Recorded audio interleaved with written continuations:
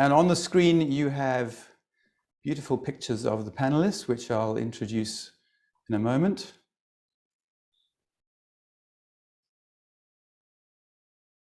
Rito, hi Ahmed. Another from Kenya, wonderful. Sounds like a really good selection of people from a broad cross-section of countries in Africa, which is what we like to see. Great, so what we're going to do today is very much more of a panel discussion rather than a typical webinar. There will be minimal slides. I think this is one of two. So the point of this is to really get into a conversation. If you've got something you want to say, please pop it into the chat box. If you've got a particular question you want to ask, please put it in the Q&A and we'll get to them either as appropriate in the conversation, or we'll certainly try and cover them off at the end. So very quickly, going around the room on this beautiful picture. So I have myself as the host, Tim Holmes, senior partner at Sirdar and co-founder of the professional services arm with Roger. Beverly is our head of Appoint. She joined Sirdar full-time in 2018 and has 25 years of recruitment and executive experience. That's quite a lot of experience to bring to the party there, Bev. Wonderful to have you on our team. Partner, head of Appoint, facilitates the appointment of non-exec directors. So a big part of what she does is appointing those directors. The majority of what she does is appointing directors, and we'll talk through some examples of where that's really added value. And we'll be touching on George, who's one of our clients, which I'll introduce in a second. So bringing board structures, natural energies within the team focuses on continued growth and success in the Sirdar Director Network. So any questions about Sirdar Director Network, we'll pose those to Beverly as well. She has been invited to speak at events with international participants such as African Unity Week, Golden Key South African Summit, and key topics include gender diversity at executive level, women in the boardroom, steps to career success, strategic talent acquisition, and the art and science of competitive recruitment. So welcome to the panel, Bev. And Kieran is next on my list here, head of Guide. So he's been with us since 2020. And the business unit Guide, which I'll let each of them introduce themselves, is very much about the supporting the board. So appointment is fairly obvious. It's appointing directors. Head of Guide is the support system for the board, the COSEC part. So Kieran joined in 2020, diverse skills, vast experience in culture transformation, coaching, as well as team and leadership development gained over 30 years. So he's also been helping us with some of our strategy engagements. He's also a Sirdar partner and head of Guide practice, seeing to it that our clients enjoy a high performance environment supported by board advisory and company secretarial services, as well as insightful board evaluations and diagnostics, which we'll also try and touch on today. Wealth of knowledge comes from working with clients across all sectors of the economy: Africa, Middle East, Europe, Australia, and Canada.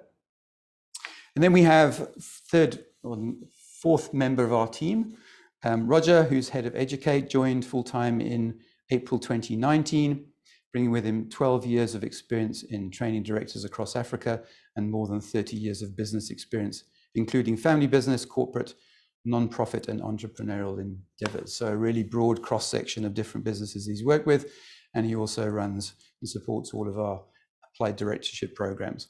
Speciality is making complexity understandable and facilitating resilient and agile solutions to some of the biggest challenges that organizations face. He's passionate about assisting companies and individuals to find their clear strategic direction and purpose, and helping them to take steps to implement this purpose effectively. And then by no means least, we have George, who we need to reveal or let the audience understand is one of our clients and has been one of our clients for a number of years now. And we're really pleased that he could join the call, because he's probably experienced more of the aspects that we'll be talking about today than pretty much anyone else I can think of. So he's CEO of Answer Series, or The Answer Series family business. So we're talking and digging into a lot of his experience from a family perspective. Initially founded by his parents, founder, owner, managers, Anne and Dave Edie. Business makes practical and versatile study guides that include some stimulating exercises and easy to understand exploratory notes available to high school learners. And I know from personal experience, anyone who's going through matric or even before matric needs to use their study guides. It definitely got my daughter through maths and science. So well done. Thank you, Answer Series. Keep doing what you're doing. Business has been reconfigured to thrive without government revenue and sustain its cost base and rich long-term stakeholder relationships. A renewed relationship with the Department of Education, built off a history of contribution, sees to it that all their books and are available for free to South African teachers. George has great experience in leadership development, talent management and coaching, having run his own coaching practice and worked in various consulting businesses with a focus on human psyche. So let's kick off with, I suppose, with you, George, because a lot of what you've done brings everything we're talking about together. In your journey over the last, whenever it was, we met in I was going to say on a beach in Bali, but it was more like a floating diving platform. However long ago that was, you've gone from being outside the business to being in the business, to being CEO of the business, to working with the family to try and change and restructure the business. And now right at the end, you've got a fully fledged board. Maybe just at a very high level, if you can just sort of talk us through that journey, but particularly what drove the starting point and what have you seen as the benefits at the end? Yeah, sure, Tim. And to all of those who are listening in, I hope you can derive some real interest and value out of it. Just a practical story of growing a business, growing our competence in governance, and working with SODA in the process. Tim, do you want to take a question and answer approach, or do you want to give me sort of 5 minutes to kind of like unpack things? Yeah, I think just give an overview of the journey and then we can ask specific questions. I probably actually will, as you go through or as you bring things up, then maybe bring in Roger and Bev and Kieran to give their perspective on. I think that's great. Just interrupt me if you'd like to at any point. I'm very flexible with that. I'm glad you raised us meeting on that boat / whatever it was in Bali, because definitely it sowed the seed of a relationship of someone who was just fundamentally trustworthy in meeting you, Tim. You know, just understanding the credibility with which you come to boards and the care with which you sort of think about business, and it just made it a no-brainer at the time that I then needed, you know, governance interest to give you a call. And you know, he started at just sort of advisor at that point, and I think at that point, I think this is now 2018 or so. My relationship with governance was very much governance is bad. It slows everything down, and my parents, who've owned the business since 1975, think that at that time that governance is surely only a reduction in control, and that someone else is going to be making decisions about their business, and that is surely all bad. So that was our starting point, save for one thing, which was that anyone I'd ever spoken to about family business and sort of gave me some nuggets of advice was, implement a board. Because it just enables you to reduce the drama effectively of running a business within a family context. Much more likely that you're going to be able to get the business stuff done while preserving family relationships, and just introduces a little bit of formality and kind of third-party input. But it was really that exercise of kind of engaging with Tim up front, and I think SODA had a really helpful product at that point. It was just a diagnostic, like where are we with governance, and you know, that was it was a low risk thing for us to do and for us to review as a business, and so you and the team came in and asked us a bunch of questions and gave us a report card and said, this is where you're at, and this is where some things are that you might want to work on or consider. And it gave us kind of an objective list of things to say, well, oh, okay, that's much more about what governance is, not just about loss of control, the apparent loss of control. It's about all these other things. So it was kind of an education process. And, you know, I think, yeah, one of the main things that led to was that we needed to get educated about governance. And very quickly, we decided it would be very much worth our while that myself and my brother-in-law, who's in the business, go on the applied director training program with Roger, and really learn about governance. And it was in that time that I then made this transition from really appreciating governance. Like I became this I just got it, that governance isn't something just for big listed companies. It's actually something for fledgling startups right through to the listed startups, the listed companies. And probably the biggest nugget for me in that was getting razor clear on the different hats that leadership should wear in businesses. And so I'm testing my memory here, but sort of the shareholder hat, the director hat, and the sort of the CEO / operating role hats. Those three levels are just insanely valuable, because here we have my parents who are 100% shareholders. They're the used to be CEO, co-CEO, plus they have operational roles. And now we're coming in and sort of transitioning on one of those roles, and then sharing in the director roles, but not on the shareholder roles, and growing a sense of fluency with how to wear those different hats quite deliberately was an absolutely essential part of being able to navigate some of the challenging things that sort of inevitably come your way when opportunities or threats arise. Yeah, maybe, I mean, that's just to sort of go back to the points you've raised, because I remember the journey was, we did the diagnostic thinking that would be fairly straightforward, coming from your management consulting kind of background. Well, let's do the diagnostic, and we'll actually, I'll ask Kieran a little bit to give us some detail about how that works. But we thought, yes, cool, here we go. Here's the report. This is the list of all the things that need to happen next. And then it blew up in the family, because now you're changing all kinds of relationship stuff. And as you said, shareholder, director, and manager are different hats, they're different responsibilities, different roles even. And like, they were, all of them didn't understand any of them. So it was I mean, we'll hear from Kieran, but one snippet was, my parents said that, someone said it's not our business. And they were just shocked because no, it isn't. They're an investor in the business, and they happen to also be a director. And so getting some of those sort of distinctions was super important.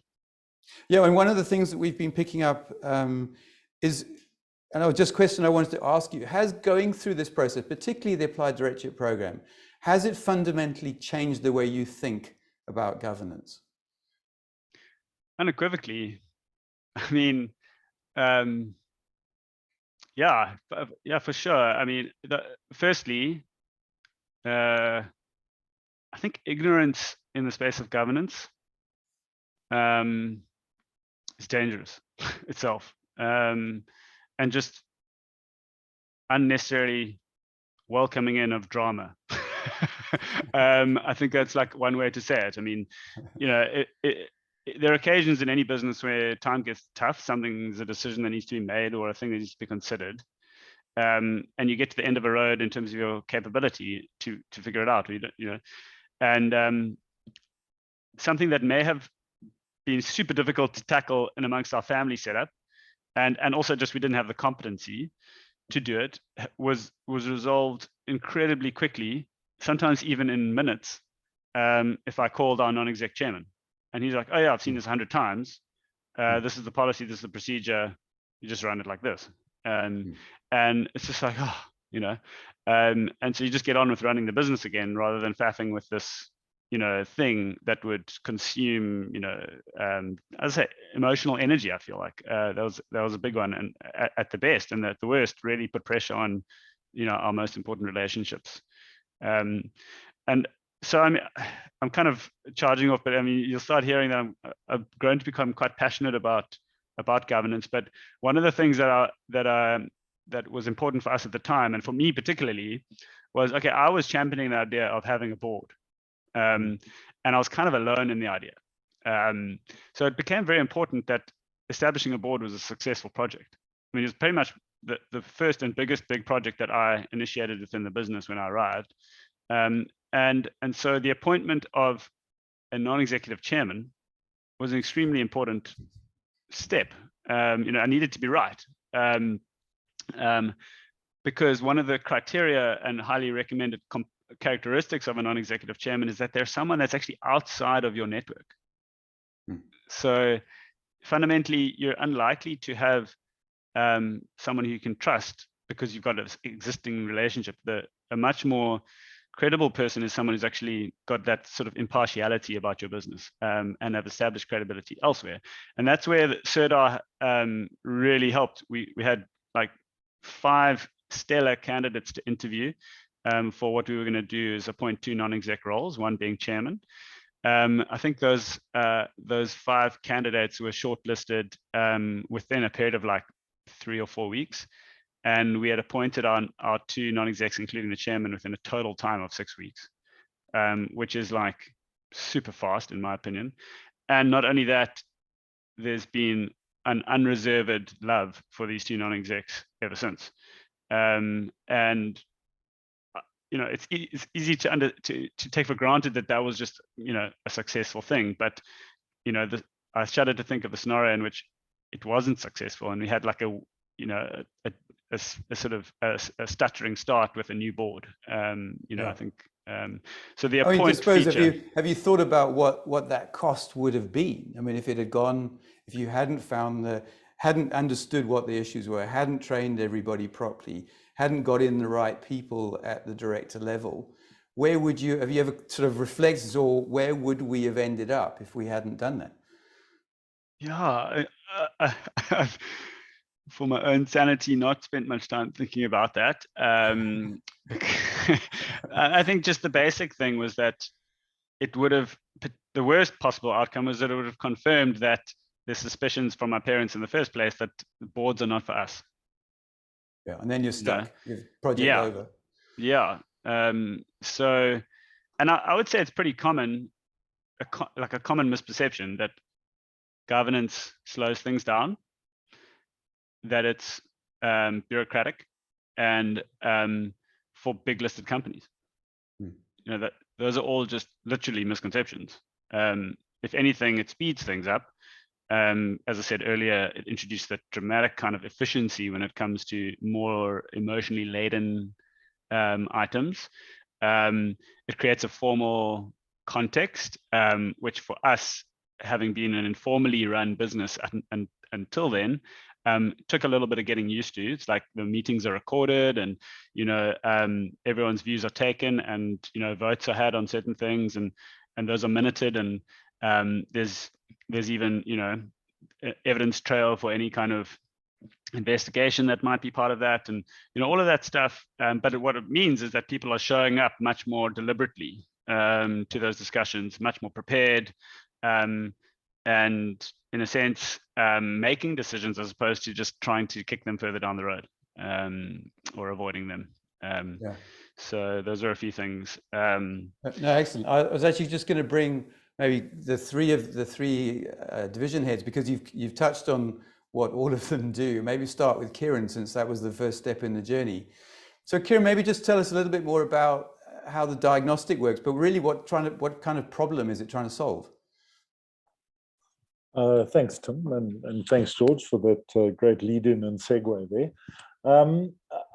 I think, to use the analogy or the term diagnostic, I think is particularly appropriate, because the intention and the purpose of the diagnostic essentially gives us an indicator of, firstly, what the core issues may be or exist in the organization, whether they be shortcomings or strengths, or what's already in place, and therefore means that we can customize the solution that we apply. And I think if you think about it in a medical context, if a doctor misdiagnoses a symptom, they're going to prescribe the wrong medication and nothing is going to change, or in fact, things could actually get worse. So the intention behind the diagnostic is to highlight, and under diagnostic, I would, although it's not quite the same thing, evaluations, is to fundamentally identify areas requiring improvement. And I think George has touched on a couple of points. I think often when people or an organization goes through a diagnostic process, they see it more as an external party is coming in to judge them, and pass sentence based on what they have been doing up until that time, as opposed to identifying what needs to be done to address the core issues. I think the other point that George raised is such a critical point as well, and it's particularly relevant to privately and family-owned businesses where there's no definitive regulatory requirement that says you have to do this or you have to do that in terms of governance, other than a very broad sort of set of frameworks. And what I find the most critical thing with an organization, and George, I think this is partly what you're alluding to, is how do we strike the balance between what works for us as an organization, or what has worked for us as an organization, in other words, made us successful, made us profitable, built a great reputation, makes us money on a day-to-day basis. We know those things work for us as an organization. So to look at it from the point of view of what works for you as an organization versus what's best practice. And I think the true secret is helping organizations strike that balance between good governance at the same time being cognizant of what works for you as a business. Because, again, to quote George, governance is viewed as being cumbersome, hard work, et cetera, and slows down the business process. So often you find a company or a business that's been running 20, 25, 40 years, gets into a certain set of habits that work very effective for them. And whilst they may not be illegal or unethical or any of those things, they may not necessarily be best practice. So I think, yeah, if I could comment on that, the most critical thing is how we strike that balance between what works for us as an organization versus what's best practice, and then find practical, measurable, implementable steps or actions that the board can take in order to maintain that balance. Yeah, and as George mentioned, you've got that checklist of things to do next to try and move forward over the next 12, 18 months, whatever it might be. So you've got a plan that you can at least start to engage with and deliver on. Yeah. So next piece was, sorry, yes, go. I mean, 100%. The end result of a diagnostic is a set of recommendations based on a good understanding of the organization, aligned with best governance practice. And that's the end result of the outcome, like a prescription that the doctor writes you at the end of the day to say, do this, then take this, take 4 of these, 6 of these, 5 of those, and whatever it may be. Yeah, I mean, from our experience, it definitely saves an organization an immense amount of time instead of trying to flounder around, work out where they're going wrong, what to do next, what the next steps look like.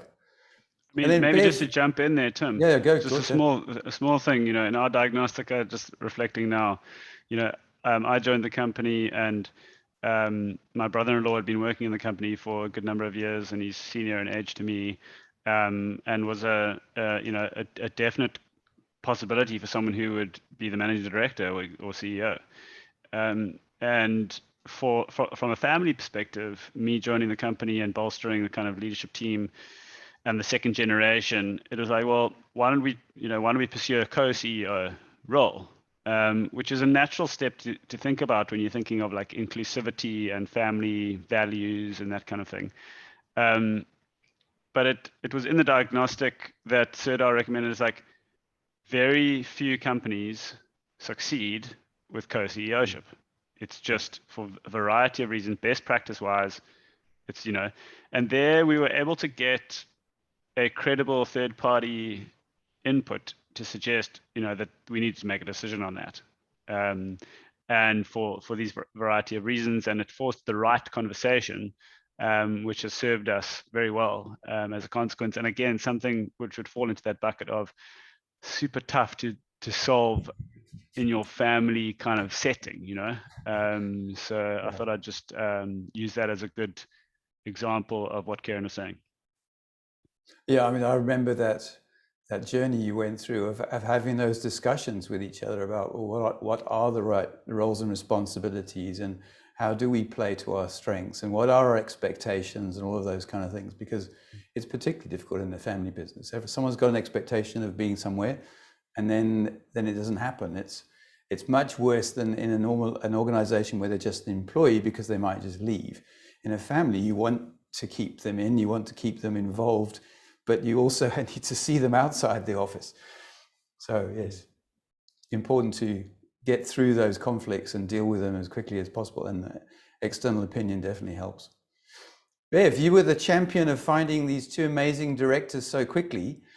Maybe just give us a high level of where you're seeing the independence of directors really makes a difference, but also how difficult is it for someone to find their own independent director? Yeah, thank you, Tim. And yeah, I'm very happy to be here and sort of dive into the challenges and the opportunities and solutions around board appointment.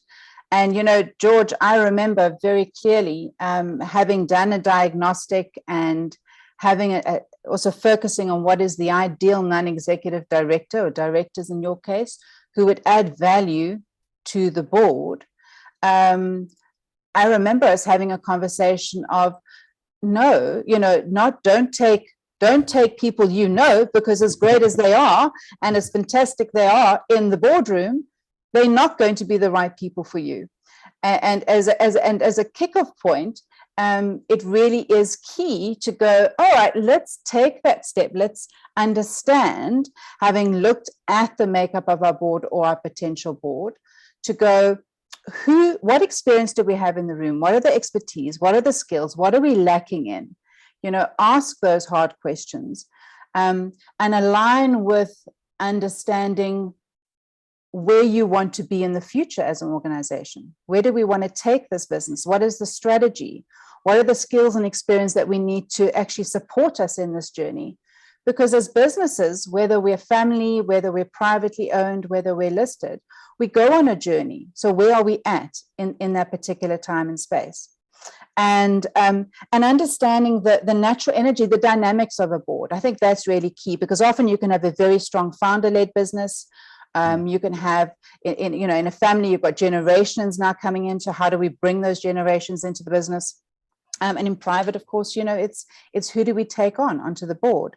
So understanding what a non-executive director brings to the table, and that is really not about taking over a business or becoming too involved in areas that they shouldn't or wouldn't be, but really their focus is about ensuring the sustainability and the success of an organization. And you want someone who's going to come to the table and take you and work with you along that. It's not about calling the shots. And as George, as you mentioned, that's a natural fear.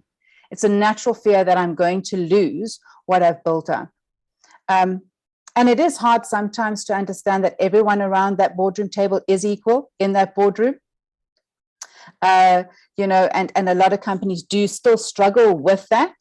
And there, I think it's about, how do we, from a good governance perspective, you know, is that being implemented? Is it being taken through?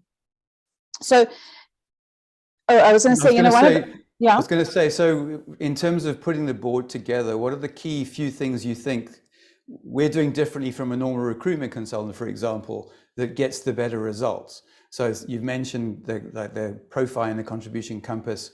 What are the sort of key things that we're trying to think about when constructing a board specifically that's different from a normal recruitment process that probably everyone on this call has been through at some point? No, absolutely. And I think that, you know, the biggest challenge still, and is so often used, first of all, is referrals.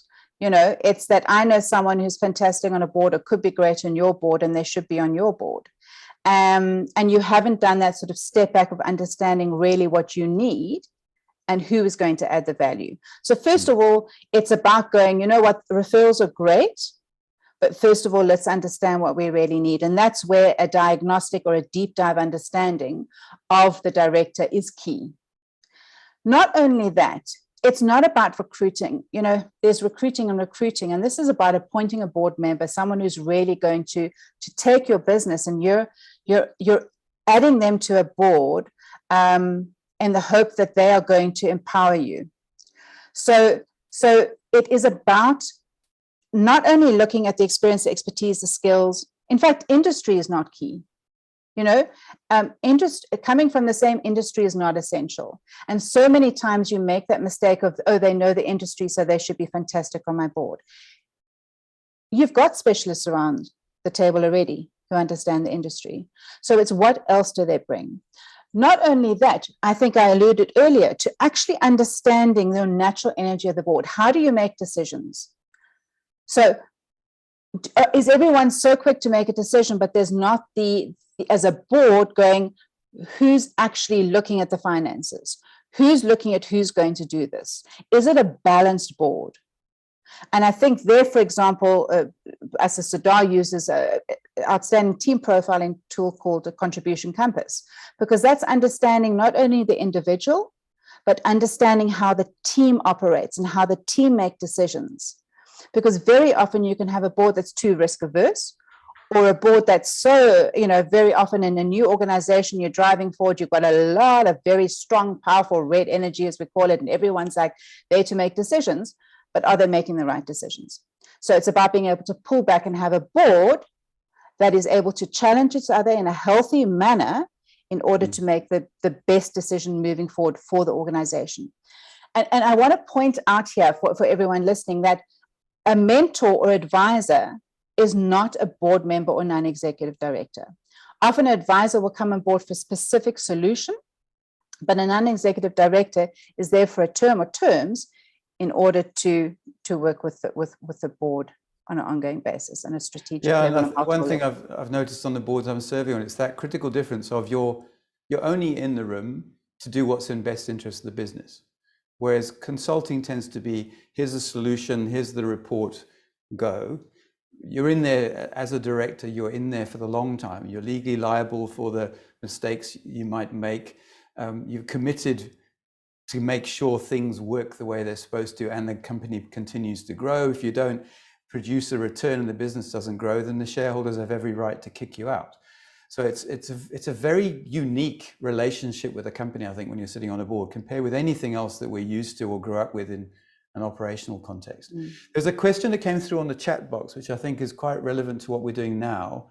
It's from Lindiwe. It says, how did you manage legacy board members protecting their old views versus disruptive board members eager to explore unknown territories at a strategy level, e.g. new innovation?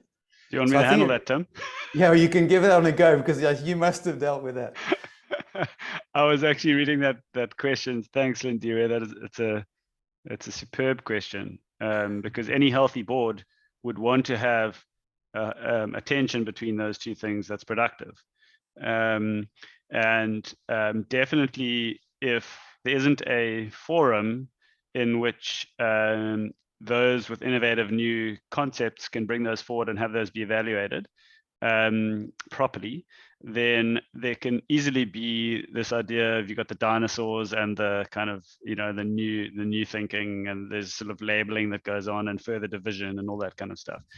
And I think that's where the board process is just awesome, because if I had to take an idea to the board now, they would actually be slightly they would censure me a little bit. They would rap me on the knuckles, because what they actually want is a discussion paper to begin with. They want information so that they can process that information that we can have in this next board meeting. We can have an exploration of that landscape, and in that process set in motion an analysis that may need to happen between now and the next board meeting before we can take another step or before a decision needs to be made.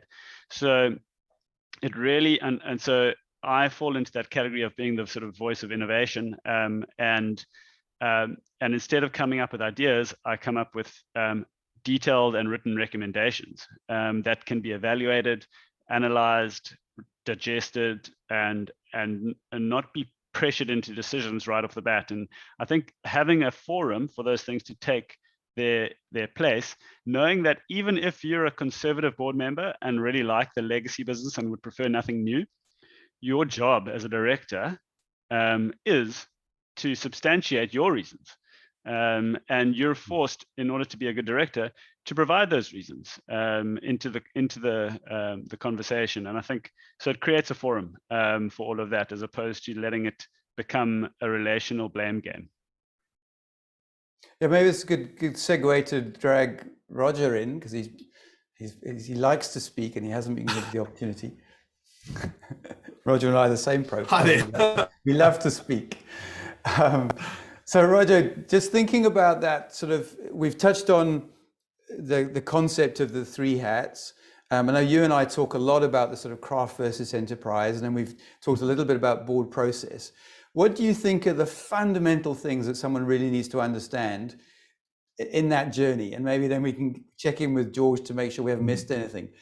Because I know that with all of the training courses we do, we end up going back to 2 or 3 critical things, because if you don't understand that, as George has experienced, if you don't understand the basics of the 3 hats and other best bits and pieces, then it's just not going to work. You're just not going to get the buy-in. You're not going to be able to take it forward. And then we never get as far as talking to Bev or Kieran about next steps. So what do you think are the critical things that you need to? Yeah, thanks Tim, and thanks George. I mean, it's been great to just be also reminded of the journey I think you went on in the room. You started fairly skeptical. We're glad we could turn you around. But I think that's, and seeing a lot of people who've been on ADP on the call, I think it's great to always be reminded. But I think the challenge with directorship is that we don't learn it in the first place.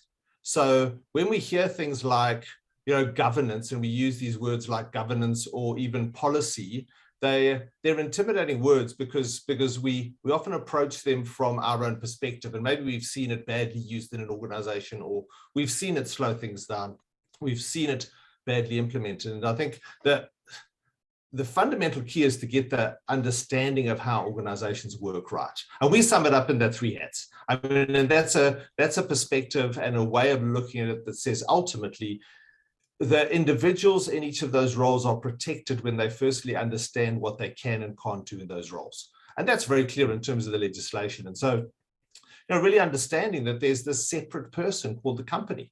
And your parents' reaction is often the reaction. I think we've all had that, but it's mine. I started it. It's, one of the other companies I worked with a number of years ago were a mining company. And the first interaction there was, it was almost a legal action they wanted to take against each other, because this thing was so fragmented and so all over the place that they were arguing about things they shouldn't have been arguing about. And what happened there is I got them in the room. I said, well, let me have at least a day or 2 with you to get you on the same page of understanding and knowledge, and then the way forward can happen. And that's just that, understanding this thing called governance. It's made out to be this mystery, and it's often protected. We use the board as this kind of what the board said, or the decision of the board comes down, and it sounds very intimidating, and yet it's actually about well-run businesses. And so I think that's the first point. I do think as well, the second thing you mentioned was that we need to protect the right things. And whether it's a family business, or whether it's a group of friends who start a business, or whether someone taking over a business. One of the clients we're working with at the moment is a case where someone has effectively started off in the business 12, 15 years ago and bought it from the founder over the past few years. And last year, an external institutional investor came in.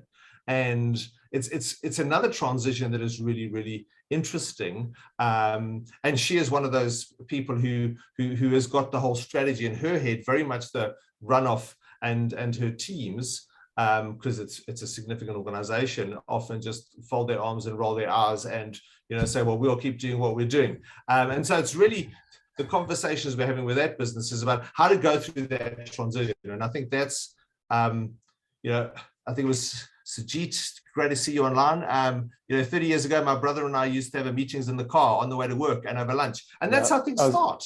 I was going to ask you to give feedback on that one, because that's exactly how it starts. Yeah, but the next step isn't necessarily going to a fully fledged board, but it's saying, how do you formalize those conversations? How do you record those decisions? George, have you said, how do you put those decisions into a more defensible format? And then that's where our businesses grow. People who are successful entrepreneurs grow businesses, and you need to understand the risks that are involved and how to make this thing sustainable. And that's where, you know, a lot of the things, and if, you know, the catchphrase we've used about this webinar is, what are some of the keys, especially coming out of this pandemic, is the metaphor I like to use, and in the Educate we use it a lot, is to say all education is, all knowledge is, all learning is a chance to step back. So much like the diagnosis is a focused process of looking at your business individually, but understanding how things work is an opportunity to, and the metaphor is that old phrase used in a rugby scrum, and I'm from South Africa, so that's, you know, often front of mind, but it's that's two, I mean, a scrum is probably one of the craziest sporting maneuvers the world has ever seen. And yet that's what happens in a boardroom. We're going to engage, we're going to fight, we're going to argue, there's going to be tension, there's going to be pressure from different sides. But how do we prepare ourselves for that? We take a step back and we say, do I understand what my role is, what my position is? We pause and understand, where are things now in this business? We're sitting in a car having business meetings, or we're a multinational that is also having businesses, or we're a fourth, fifth generation family businesses that wants to bring on the next generation. So let's understand what we're really dealing with and then engage. And maybe my last point before I hand back to you, Tim, is I think one of the key things about effective governance is you've got to go all in. And I think, George, that's the journey you took us. You know, you've got to go. It's not a piecemeal. It's not something you can do piecemeal, because then often it doesn't succeed. It's about looking at all the different roles, shareholders, directors, managers. What is the thing that this next needs to look like? But going all in also isn't instant. There is a journey. And that's a word we've used a lot, is that that's why the applied directorship program we structure effectively over a year, because it's not just going in, learning a few things and applying them, it's changing the mindset and then starting to put those things into play over time. So those are some responses. Hopefully that's been helpful. Yeah, well, George, I was going to bring you back in, and particularly around, you did the applied directorship program, or you'd started the applied directorship program before you had your first board meeting. So firstly, how scary was that first board meeting? And secondly, I suppose, is would it have been even more scary if you hadn't done some kind of training beforehand? Yeah, I think it's great that you've highlighted so far in this webinar that there's a knowledge gap that is just common, and we shouldn't feel, you know, in any way insecure about that. That unless you've had governance training, is a very good chance you don't know governance. It's not something we naturally glean, unless, you know, you've got a family member who's really been in some heavily kind of governance informed environment. And even if they were, governance itself is on a learning journey and a change journey of significance, really important stuff.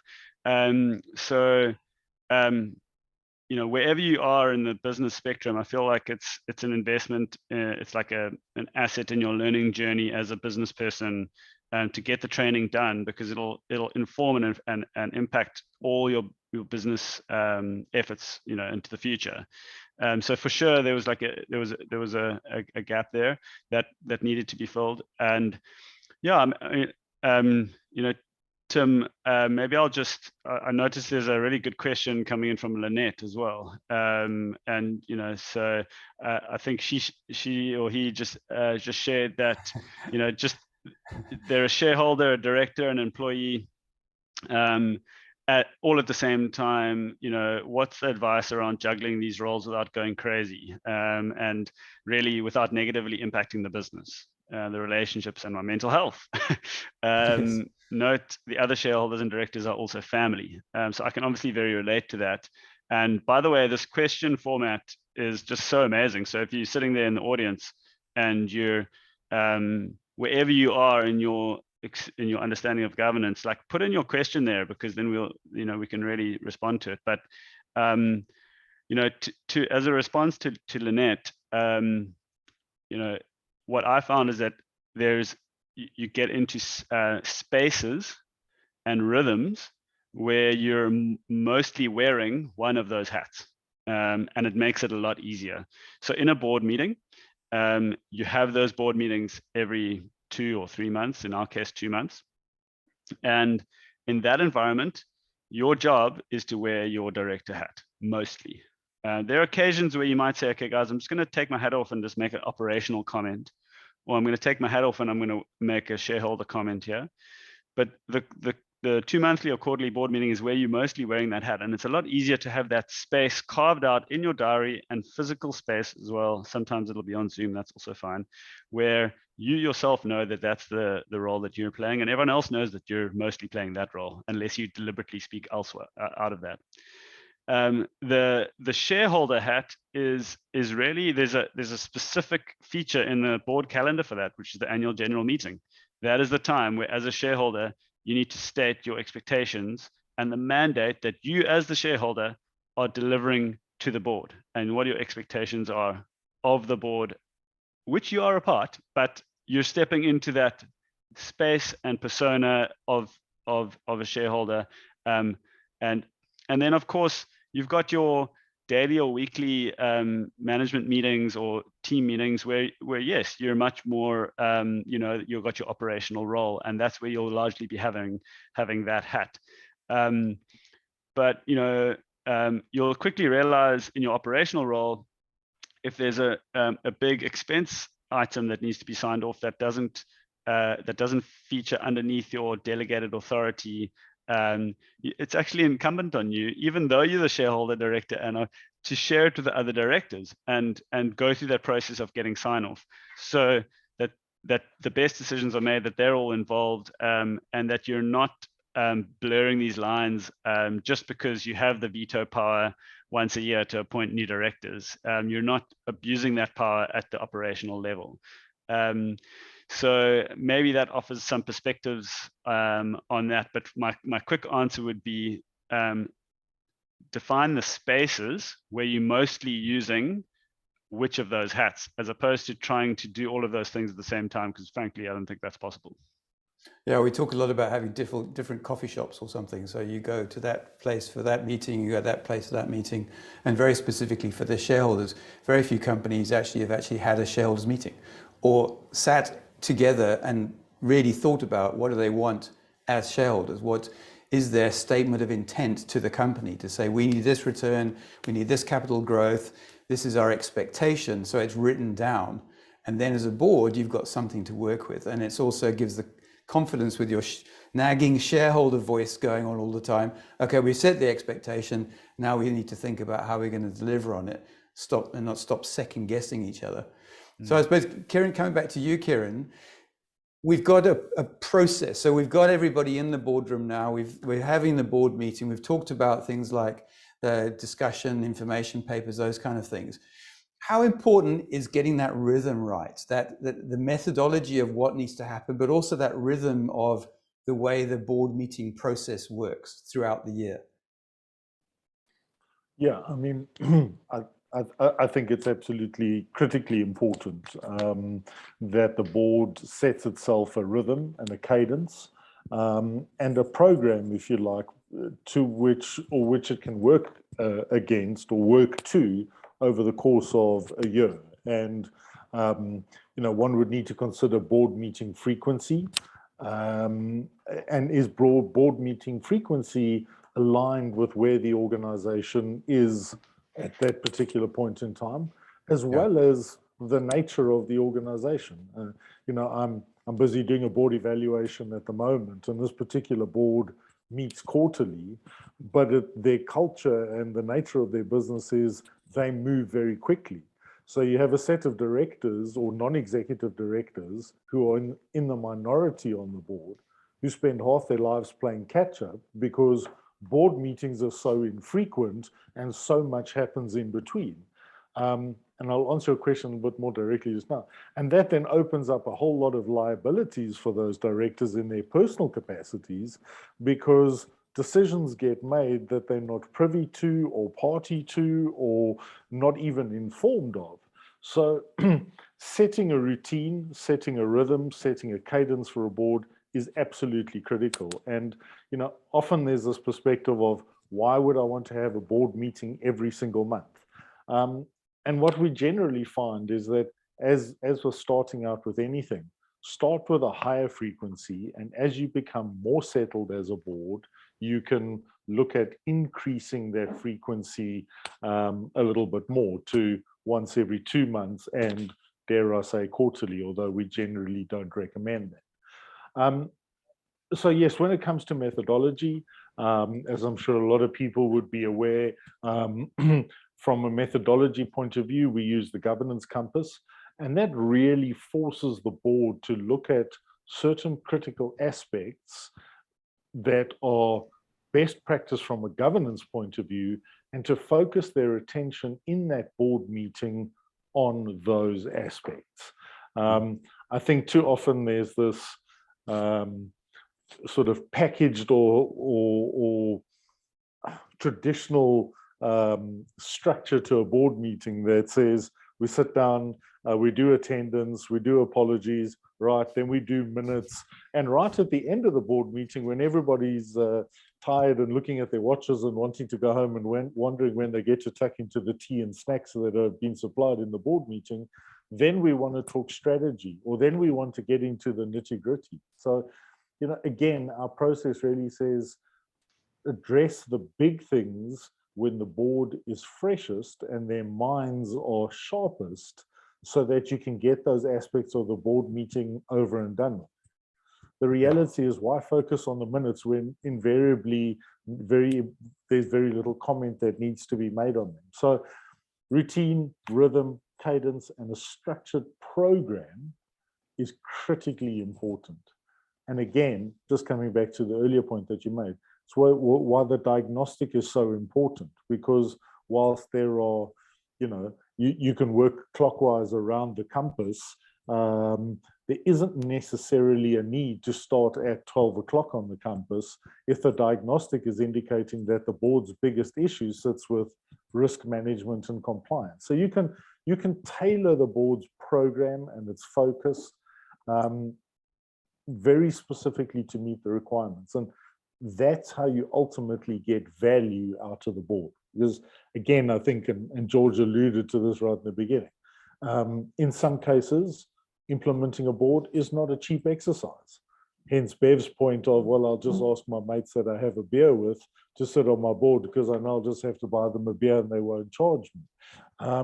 So you're going to invest good money in your board. How do you extract maximum value? And with all due respect, maximum value in a board does not lie in the nitty-gritties of minutes and agendas and all of that. It's being able to bring a focused approach to each board meeting. And that's what the Sadar Guide methodology really focuses on. Good. I mean, you touched on a good point about the sort of cost element. I think everyone expects that a board's going to be like the same as an expensive executive at R1 million a year or whatever. You should be looking at getting the entire board process, board fees, everything for less than that. And you're now bringing in 3, maybe 4 really top-notch people who are going to take your business to the next level. It's a very cost-effective way of getting exposure to some really clear thinking of people who've been there, done that, got the t-shirt, go through the, as George was saying, we've done this before, this is the way you do it. Saves time, saves energy, saves stress, all the rest of it. And they're doing that job specifically and in the best interest of your business. If you don't have a director that's doing that, then contact Bev and find someone else, because that's their job. Then that's what they should be doing. But often we have this perception that that's not what they do, and the norm is some kind of destructive process, which I think also George touched on. I must actually agree with you there, Tim, because I think so often people are put off or scared or nervous about taking those steps forward around formalizing a board or taking an non-executive director if they don't have the structure in place, because of the fear of the cost. And the reality is that it's about looking at who is right for your board. and aligning with that. So, you know, that's where, for example, you know, we assist around director fee recommendations. We've supported around journeys with that. But it is about going, if that is the only fear I have, and I understand that having governance and having some structure in place is going to add value, and people that know and can support me in this journey, support the board and the business in the journey. If that's your concern, it's about, let's address that, because it doesn't have to knock you out the park. It doesn't have to have a negative impact. The reality is the opposite. By having your non-executives in place, you're going to be building that business. There was a question here which is relevant to you, Bev, was how often should you refresh boards? So I don't know if you want to take that one. No, absolutely happy to do that. I think board tenure is quite an interesting one. I've worked with listed companies where they hadn't had processes and structures in place around board tenure, and they were looking at going, all right, well, 10, 12 years down the line, we need to be moving you know, people around and moving out and so forth. And they implemented a board tenure strategy.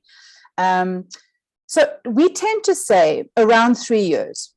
So 3 years potentially worth being able to step back on 2 to 3 times. After that, it'd be a sort of special, maybe 1 year or so.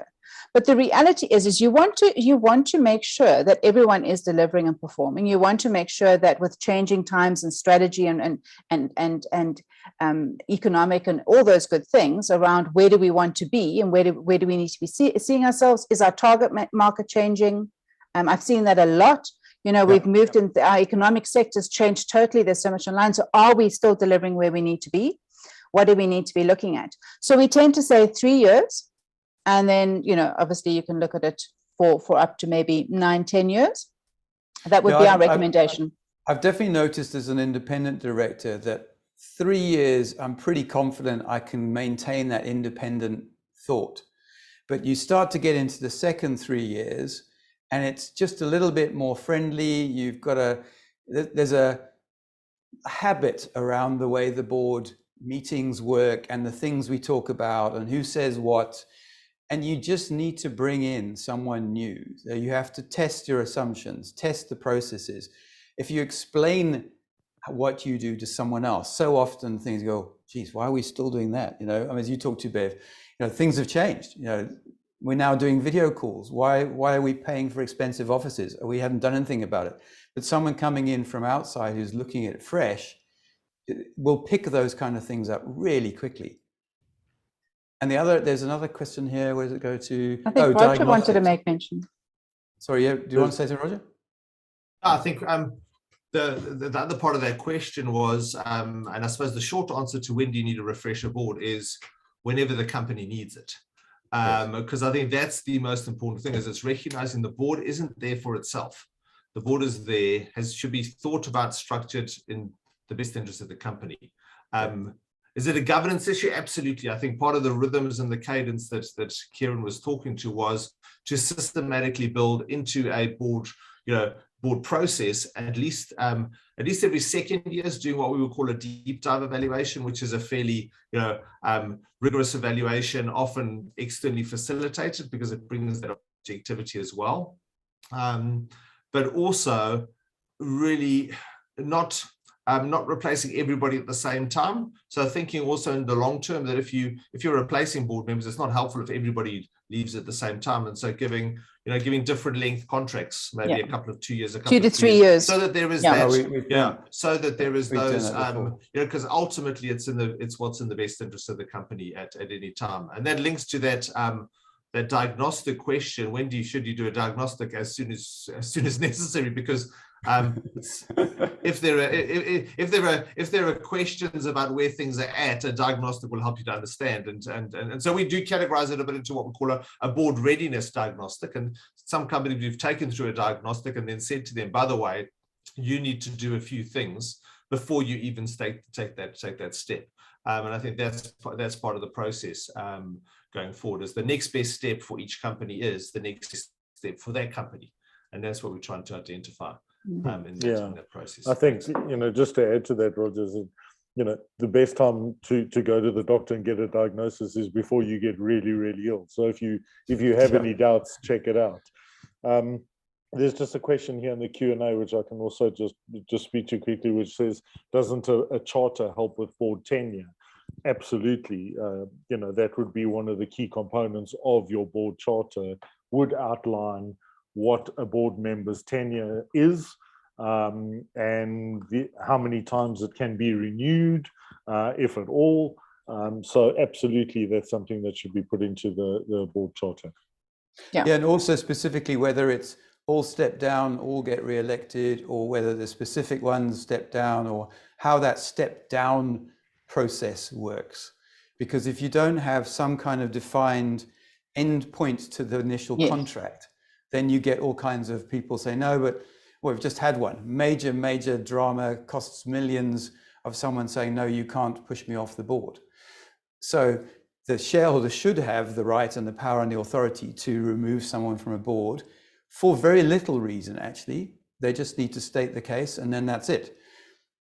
If you also don't have any kind of end to a tenure that's documented and agreed up front, it also just makes it so much more difficult to do the rotation, because someone's expected is I'm there for life, but actually what we meant was it was only 2 years. There's a massive disconnect that's going to cause some stress. Maybe I'll just jump in. Go, George. And just share the analogy that's been coming to me now is kind of like, if you want to build a website, you can either code it from scratch, or you can build it on like the WordPress platform, and you can like get a theme, and you can practically have your website up tomorrow, and it's going to work on an iPad, an iPhone, an Android device, a PC, and all the quality testing is going to be done on your behalf, because that theme gets updated by other people. And for me, it's an interesting parallel that goes on with with Serdar, which is that they're constantly improving their methodology to support boards, so that boards can do what they're supposed to do, which is to care for the business, as opposed to being unduly worried about all the peripheral matters, which are very important, but it's nice to know that those are being you kind of scaffolded in the process. And actually, what we found is that your board fees are, two things happen when appointing good directors, is that they much prefer it if there's a methodology in place. In other words, Serdar have been, because they're less administrative burden falls on the chairman to get things done, and so they're more likely to accept and sort of be interested in being on your board when that's the case, and also be willing to do it at a lower fee. And that transitions me to one last sort of misconception. I talked about some misconceptions earlier, which is that there's a perception that directors cost a lot of money. Certainly in my head, but it's not been the case. And I was surprised by that. You're going to see a really good director for a fairly low fee. And I won't sort of go ahead with numbers here, but definitely inquire with Serdar about some of those rules of thumb. Obviously, they'll be different for certain sectors and certain size businesses. But I was pleasantly surprised by that. In particular, if your business is something that means something to someone. A lot of directors are in the phase of their life when they kind of want to give back. So I thought I'd just mention a few of those. Yeah, maybe Jenny, just put the link to the director fee survey in there if anybody's interested. I think that's valuable resource. And George, I just want to touch on that, because I think what you said there was so very important, is the reason someone wants to be a non-executive director and the reason why someone wants to be a non-executive director on your board. It is absolutely critical to understand that. And I think that is something that we as Serdar are very focused on ensuring, that those that are interested in sitting on a board as a non-executive director are there for the right reason. Because just because you sit on 5 to 10 boards, it doesn't make you a good director. As we've spoken to and discussed before, it's about understanding governance, understanding methodology, sitting on boards that are good boards, that are strong boards, that are effective boards. That's what brings the learnings and the experience to that. So very much, we do have a SADAR director network, and that is over 1,600 members of really, across Africa, experienced, active, and non-executive directors, and those that would like to be non-executive directors, but bring different levels of experience, expertise across different areas. So I think someone mentioned and asked about, how do we bring on a good chair? What is the way, and how do we find a good chair? So certainly what I would say is, in terms of appointing a chairman, first of all, it's essential to have, and Tim, you can speak to this as well as an established chair, but the role of a chair is key. The role of the chair is the one person in that board who is going to ensure that the direction is being held, the flow is correct, and that everything is being addressed as well. So very important that you go through the right appointing process as to finding the right chairman. So you're welcome to speak to us about that, and I can support you in terms of that process, but make sure you have someone who understands what good governance is, has got ability to chair and experience of chairing, is actually ideal, and find out their background, because the diagnostic tool that we use and the report that you have can be used as a due diligence tool in your recruiting, in your appointment, should I say. It's certainly not recruitment, in terms of appointing your chair and your non-executive directors. But yeah, make sure that you do a very good, solid search and selection in terms of finding that chair. And I'm happy to support you around that. Yeah, some good points raised there, because as an incoming chairman, or even just as an independent director, to have some kind of document that details what the issues are and gives some guidance on what the solutions are, then I've got a much more comfort that I can add value. So if I look at this list and go, well, absolutely, I can help with that, I can support that, I can deliver on that, I'm going to be much more excited and more energized about being part of that board, which comes back to your point of why do you want to be with that particular company. And the other thing is, for appointing a chairman, I would highly recommend you appoint an independent chairman, because the chairman role is so critical in running the meeting and making sure everybody has a voice. All too often, the chairman is the outgoing founder or the outgoing CEO, or the chairman is the CEO and the chairman is chairman and CEO. Get my words in the right order. And you've just got too many hats. You've got too many responsibilities. You've got too many things you're trying to manage in that space. You need to have a chairman who's focused on just being chairman. They're not trying to bring into the meeting a CEO's perspective, or trying to bring into the meeting a founder's perspective and a significant shareholder potentially perspective in terms of the way they think about the strategy. You need someone who can manage the meeting and doesn't get sucked into the operational discussion, who has the sort of presence enough to say, well, hold on, that's way too operational. You need to talk about that at Exco, or the MD needs to sort it out in their next team meeting, whatever's the process internally, or that's actually a shareholder discussion. Let's just sort of frame it for you, and then take that as an action item for shareholders to have a meeting, think that through, write something down, bring it back to the board, and then we've got clarity on the way forward. But it's also about making sure the meeting runs to time, that we actually make the decisions we said we were going to make, that the board agenda is being constructed properly, that the minutes are being taken, whether it's via recording or via something else. But it's all of those management, chairing of the meeting, managing the meeting, that's so critical. And if someone's wearing another of the hats, it's 10 times more difficult to get it right. So yeah, first step, get an independent chairman who's experienced in being a chairman. And the second one is very lonely if you're the only independent person in the room.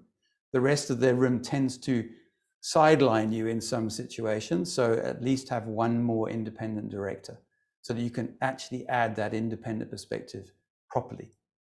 So yes, that's been my experience, and I get very passionate about it because I've seen it go horribly wrong when that's not followed. Yeah, George? I feel like I'm like the misconception guy today. So I think one of the misconceptions about chairman or chairperson, chairwoman, chairperson, is that they somehow have kind of like a veto vote, or that they have an undue kind of dominance in the direction of travel of decisions or anything of that nature. A good chairperson is someone who I understand almost never, well, firstly, they only have one vote, like every director. So their position on the is just factually equal to all other directors. But in our experience, it's almost never the case that our chairman actually makes like strongly influences the board. Like he's always about setting up the procedures and processes to support the board to arrive at a consensus decision, or at near consensus decisions. And that's what defines him as being great, as opposed to being someone who's somehow going to solve things on behalf of the directors. And I think if you're half interested in getting a chairman, like, I would encourage it quickly and engage on this. So over to you guys. Yeah, so let's open the floor for any other questions. I'm just looking down the list here. As a financial planner involved in business, how can I get involved with or partner with? So please reach out, send a message to, we'll put maybe Jenny, just put the poll up so people can tick if they need some kind of follow-up, and then we'll also be sending an email at the end with all of our contact details. So if you want to talk about something to do with education, then please get in touch with Roger. If it's just a general business inquiry, then please get in touch with me, particularly around the guide process and how the company secretarial and board support process works. Then Kieran, and anything to do with finding a non-exec director, then please speak to Bev. And also the director network. I've also answered a couple of those questions in the background, just to let you know. So thanks for those questions. I've dropped a couple of comments in, and where we will have your details. So where you've asked for for partnerships or things like that, we'll reach out to you as well. So thanks for that. Yeah. So just a quick the link to the director survey, where we talk about what fees people are expecting in different industries and different sizes of business, etc. They're all in that survey across Africa. Another practice heads lost. Anything else? So no other questions. I've just lost the list here. Is that all of the questions answered? Any other questions? Any other? Otherwise, I'll move to sort of last closing comments from each of you. Any other questions? Anybody in the audience? Right, so let's go from left to right on my screen. Roger, closing comments? Anything? Any last nuggets that you think you need to share?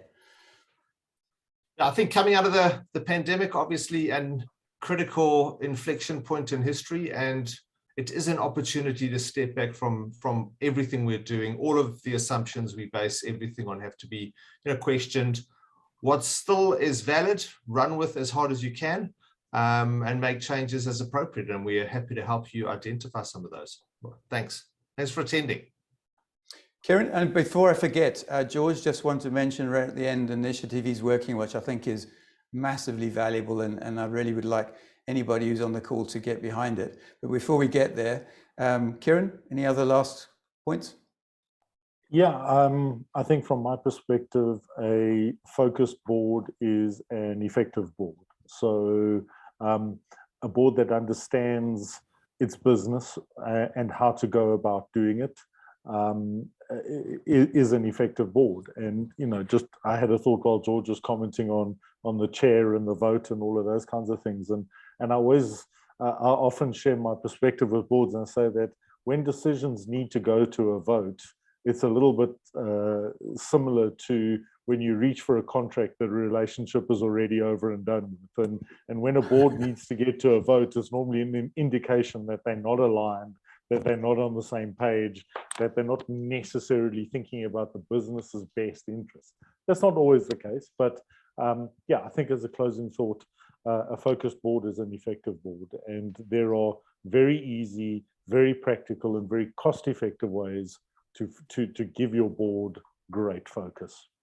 Great, thank you, Karen. Excellent. Bev?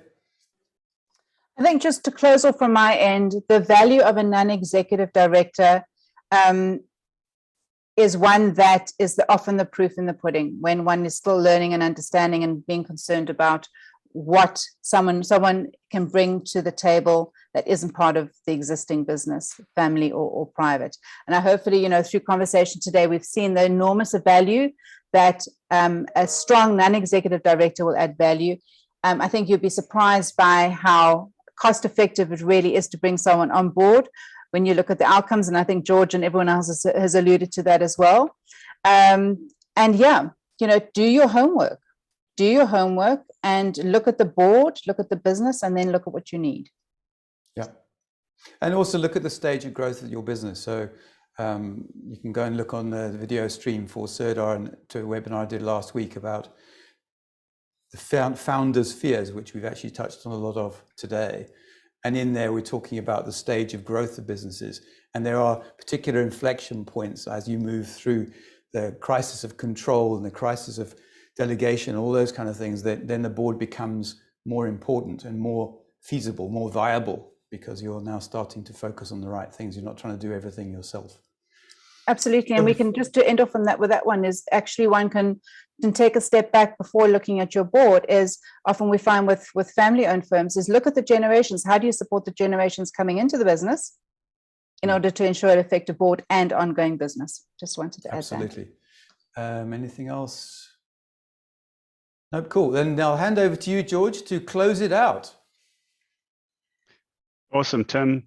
Thanks very much. I'll just quickly mention a charitable project with our business that's very exciting in case you're looking for something of that nature.